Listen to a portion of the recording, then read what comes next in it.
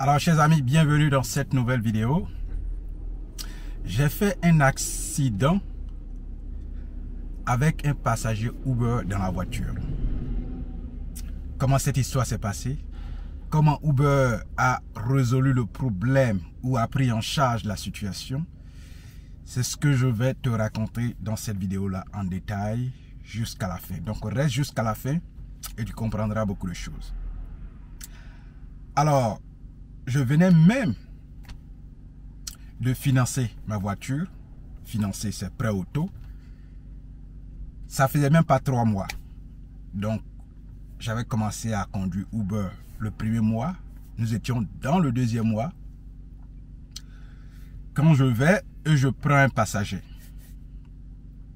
Alors, dès que j'ai pris le monsieur, comme d'habitude, hein, on t'envoie le voyage, tu sélectionnes, tu regardes, ça te plaît, tu acceptes et tu conduis tout droit pour aller prendre le passager. Et puis tu continues ton chemin.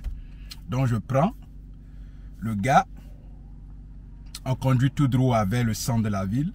Et puis là maintenant je dois prendre une sortie et sortir sur le highway, l'autoroute et puis continuer jusqu'à sa destination finale. Donc là je prends et je commence à tourner à gauche. Une petite voiture derrière, très rapide, et le gars est en pleine vitesse. Alors il me prend sur le côté droit, côté gauche pardon, boum.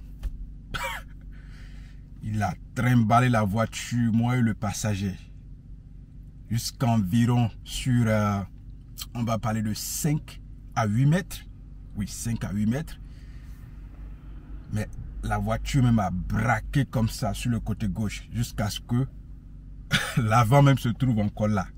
C'est-à-dire que nous étions là en perpendiculaire à la voie encore. Je partais comme ça, mais quand il m'a pris de l'arrière, la voiture est restée perpendiculaire à la voie. Et là où je devais sortir, il nous a balancé à environ 8 mètres de là. Dieu merci. Ni moi, ni le passager à l'arrière, nous avons été blessés. Automatiquement, nous sommes sortis. Je suis sorti de la voiture. Il est sorti, celui qui nous a cogné aussi, il est sorti tout jeune avec sa petite voiture. Et pas loin de là, il y avait des policiers. Donc quand les policiers ont observé la scène, alors ils sont venus. Ils ont fait le constat. Ils ont pris le permis, les permis de conduire de tout un chacun, l'assurance de tout un chacun. Ils ont fait leur constat.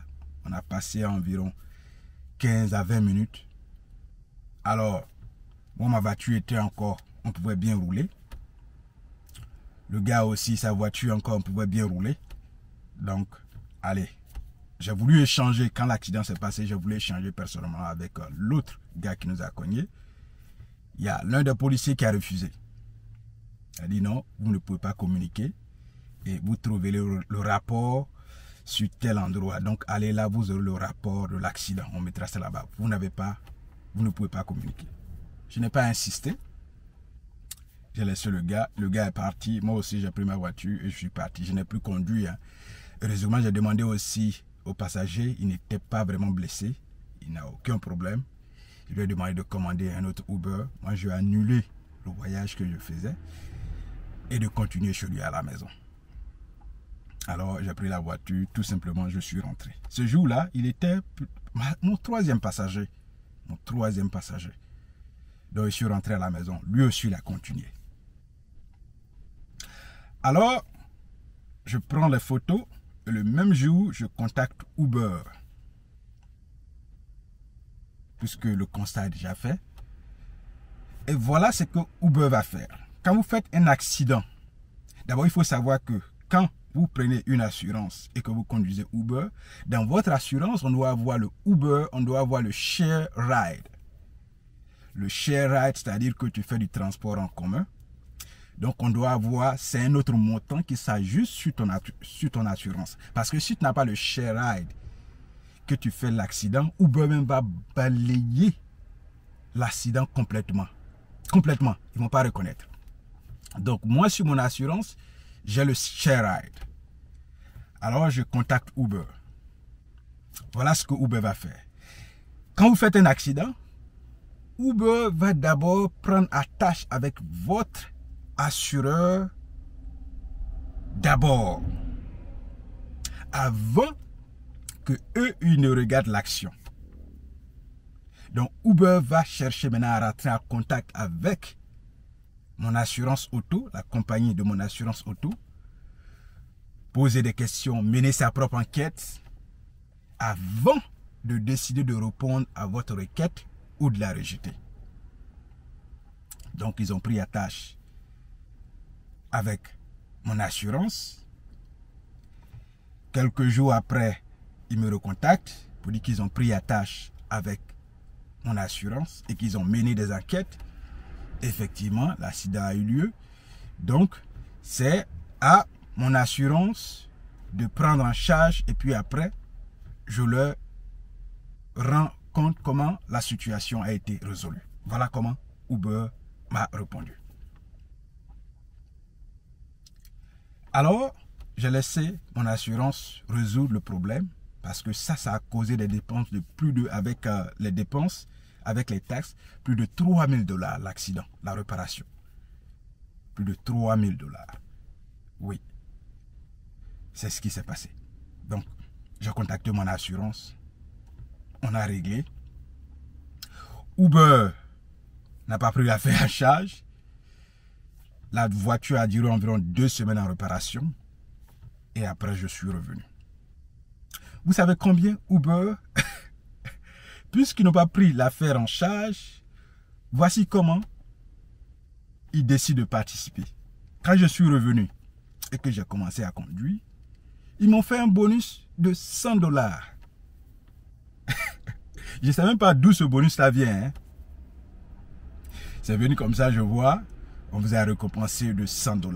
Donc, je me suis dit que effectivement, ce 100 $ était lié à l'affaire de l'accident. Donc, voici comment ils trouvent pour résoudre le problème. Rien n'a été pris en charge.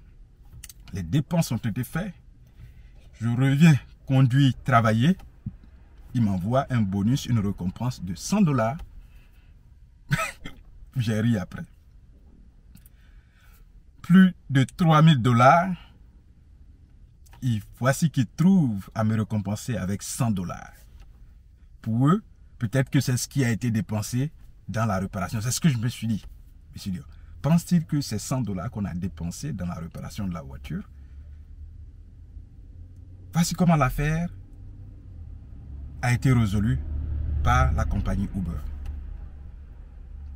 C'est une autre histoire que j'ai décidé de te raconter. Parce que peut-être que moi au moins, Uber a décidé de me donner 100 $. Mais combien de personnes, combien de chauffeurs Uber a balayé du revers de la main lorsque un accident survient? Oui. Dès que l'accident survient, même ton propre assureur et même Uber, c'est là qu'il décide de mener l'enquête pour voir s'il doit prendre l'affaire en charge ou pas. Dans le cas de notre accident, d'abord j'ai contacté l'assureur du gars.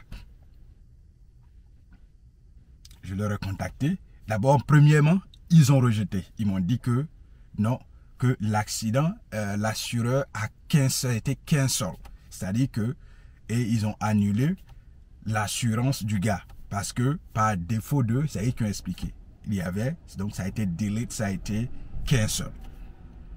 Soit par retard de paiement, parce que si tu ne payes pas, effectivement, ton assurance peut cancel, ou alors d'autres situations peuvent rentrer en ligne de compte. Quand je leur ai contacté en premier, ils ont dit qu'ils ont cancel et qu'il n'y a plus de contrat d'assurance entre eux et l'autre gars qui m'a cogné. Le lendemain, j'ai attendu encore, j'ai recontacté une autre personne. Effectivement, le premier gars a menti. Rien n'a été cancel. Mais comme ils ne veulent pas payer, ils ne veulent pas dépenser, voici comment ils résoudent la situation en me disant que ça a été cancel. Il fallait que je rappelle encore une seconde fois pour savoir que rien n'a été cancel et qu'ils avaient toujours un contrat d'assurance entre eux et puis l'autre gars qui a cogné, qui nous a cogné. Oui. plein d'histoires. Vous voyez? Donc, quand vous avez un accident, même votre assurance, ils ne veulent pas prendre l'affaire en charge si vous ne menez pas les bonnes démarches. Ils vont commencer à employer des mensonges. Parce que là, quand vous payez, il n'y a pas de problème. Hein? Mais lorsque la situation arrive et que vous faites la demande pour qu'on vous assiste, c'est là que l'enquête va se poursuivre. C'est là qu'ils vont trouver que des assurances ont été annulées. Ils ont tous les alibis, toutes les situations pour ne pas prendre en charge l'affaire si vous ne poursuivez pas la bonne démarche. Oui. Donc, merci d'avoir regardé cette vidéo jusqu'à la fin. Très heureux de partager cette histoire avec toi, avec problèmes qui minent le secteur des compagnies de transport en commun comme Uber, Lyft et tout ça. C'est encore un autre exemple. J'ai été très avis de partager. Je ne sais pas qu'est-ce que tu en penses en commentaire. Alors, laisse ton avis pour que je puisse savoir vraiment ce que tu penses de cette histoire. À la prochaine, dans une autre histoire intéressante. Bye.